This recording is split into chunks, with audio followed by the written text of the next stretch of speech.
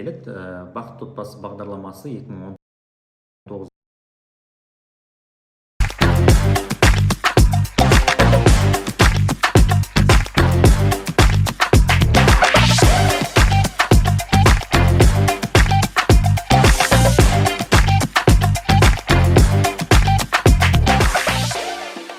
Бұл видеода мен сіздерге бақытты отбасы бағдарламасы жайлы айтқым келеді.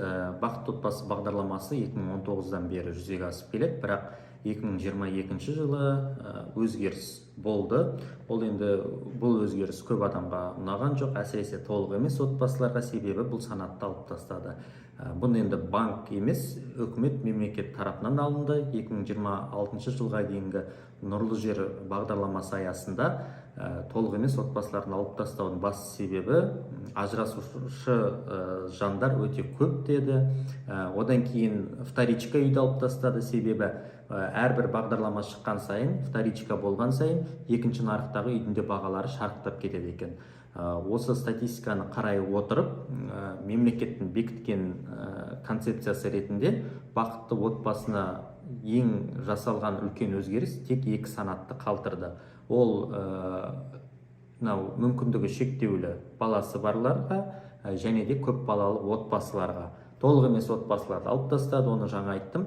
Одан бөлек алдағы уақытта 2 санатты қосады. Ол бірінші және екінші топ мүмкіндігі шектеулі жандар үй алуға мүмкіндіктері бар, және де ата-анасының қамқорлығынсыз қалған. Яғни біз оны жетім статусы деп айтып жатамыз ауызекі тілде. Осы статусы бар адамдар үйдің кезегіне тұрып, содан кейін барып конкурстарға қатысуға мүмкіндік бар. Бақытты отбасы бағдарламасында проценттік мөлшері банктікі 2%, ал бастапқы жарна ретінде ол 10%. Енді бұл жерде тағы да бір өзгеріс, жаңа айтқандай, тек жаңа үйді ғана алуға болады. Вторичканы ала алмайсыз. Себебі әрбір бағдарлама сайын вторичкада үйдің бағасын өсіріп жүреді. Бұны көріп отырған үкімет алып тастады деп айттым, және де бір первичка жаңа салынған үй тек қана әкімдік тарапынан. Мысалға, кейбір жеке құрылыс компаниясы салып жатуы мүмкін, бірақ сіз ол үйлерді ала алмайсыз. Тек әкімдік тарапынан конкурстарға қатысып үй аласыз. Енді оның да өзіндік бір минустары бар. Барлық аймақта ол жоқ, бірақ бәрібір де күту керек болады. Ол конкурсқа қатысқан кезде де кімнің кезек жылы ерте, солардың үй алуға шанстары да көбірек. Мысалға, менің мысалымдағы Мырқымбай мен Бәтима.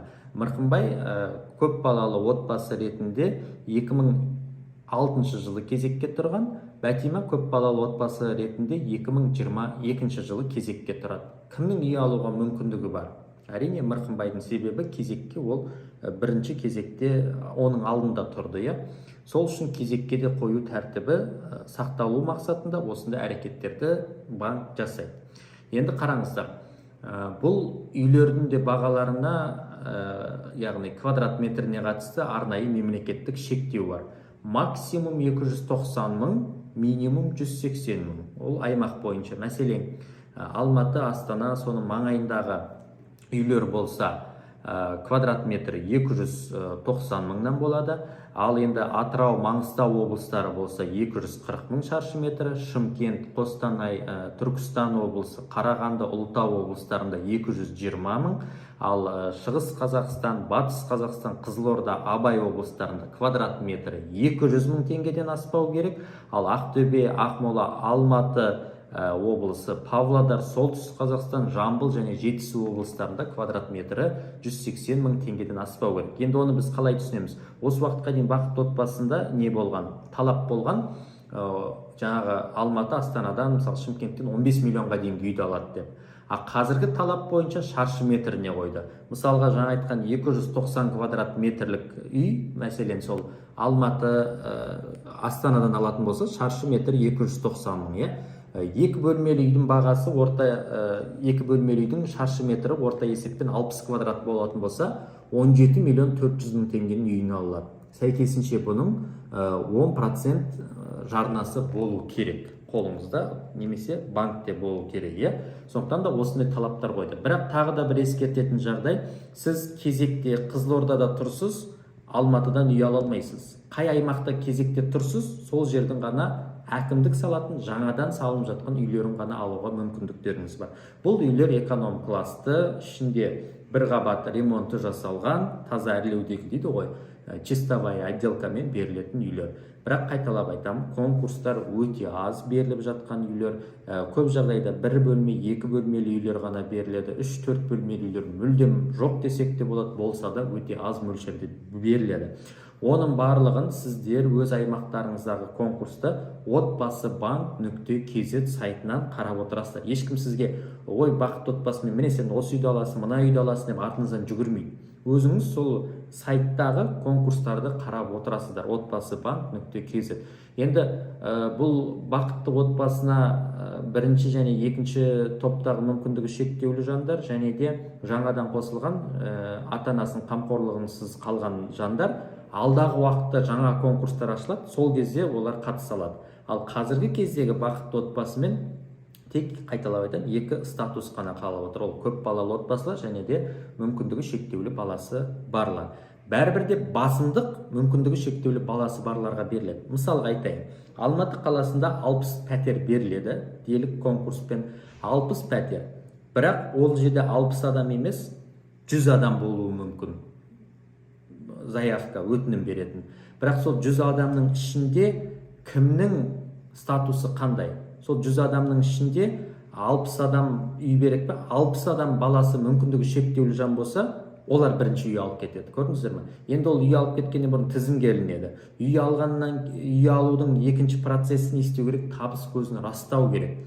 Түсінем, көбінде жұмыс жоқ болуы мүмкін, болмаса сол үйде бала қарайын, болмаса сол мүмкіндігі шектеулі баланы үйде қарап отырып, жұмыс жоқ деп адамдар айтуы мүмкін. Жұмыс жоқ, табыс жоқ, онда банк бәрібірде сізді тізімге салғанымен табыс көзін растай алмасаңыз ала алмай қаласыз. Жоқ дегенде ИП-да жұмыс жасау керек. Жоқ дегенде минимальная зарплата 60-70 мың теңге болу керек. Содан кейін барып, ақша жетпесе гарант адам дейді ғой, созаемщик болу керек. Олсыз еш қалай ала алмайсыздар.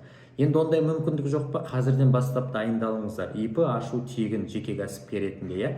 Кәдімгі үйде де бар ғой, мысалға мен мына Америкада Инабат деген қызбен кездескенімде бір кісіні көрсетті, баласы ДЦП, Инстаграм аккаунты ғой, руки от сердца деп аталады. Сол жерде баласы ДЦП-мен ауырады, бірақ ол әйел не істейді? Үйде отырып бір нәрсені сатып отыр Инстаграммен. Сол арқылы ол ИП-сын ашады. Мысалы, ертеңгі күні мына банкке табыс көзін растайтын кезде ИП-ның 1 жыл жұмыс істеп отырған периоды маңызды. Көрдіңіздер ме? Сондықтан амалын табу керек, әрекет ету керек. Кейбір бағдарламаларда бар ғой, енді 2 жылдық, 3 жылдық прописка сұрайды. Сол адамдар бар, ойбай, прописканы қайдан табам деп, бұрын мен 2018 айтып жүргенде жылап отыратын, әлі күнге 5-ші жыл бола ма скоро, әлі отыр, ойбай, прописканы қайдан табам. Тірі адам тіршілік жасау керек, амалын табу керек, бос жатпаңыздар. Бастапқы жарнаны жинаңыздар, депозитке салыңыздар. Осыны айтқым келеді. Бақытты отбасына қатысты 2022 жылы болған басты өзгерістер осы. Бұрын шек болды, 10 миллион, 15 миллион дейтін, сосын табыс бір семьяға ана 3,1 прожиточный минимум аспау керек, анамның бәрін алып тастады. Бәрін алып тастады, более жеңілдеді, орысша айтқан кезде. Бірақ әрине міндетті түрде табыс көзін растайсыздар. Банктың өзіндік процент 2%-ын қайталап өтейін, бастапқы жарнасы 10% және де квадрат метрі 80-нен аспайды. Бұл жерде сонда айтқандай максимум 3 бөлмелі үйді алады, көп жағдайда. Ол 80 квадрат метр. Қалған 80-нен асып кеткен вдруг там конкурсқа 90 квадрат метр түсуі мүмкін. Ал өкімет тек 80-ге дейін ғана субсидиясын, то есть қарызын береді, қалған соманы өзіңіз қосуыңызға болады, 10 квадрат асып кететін болса. Әрине, қайталап айтам, конкурстарда мына 3 бөлмелілер өте реткі беріледі. Түсінем, енді көп балалы отбасы, 4 баласы бар, әйелі, күйеуі 6 адам үшін 2 бөлме аз ғой дейтінде пікірлер келіп жатады. Бірақ не істейсіз? Әкімшілік үй салып үлгермей жатыр. Кейбір аймақта жаңа айтқанда мүлдем үй жоқ. Сондықтан көну керек, ығына қарай жығылу керек те шығар кейбір жерлерде. Сондықтан осындай мәселе. Бәріңізге сәттілік.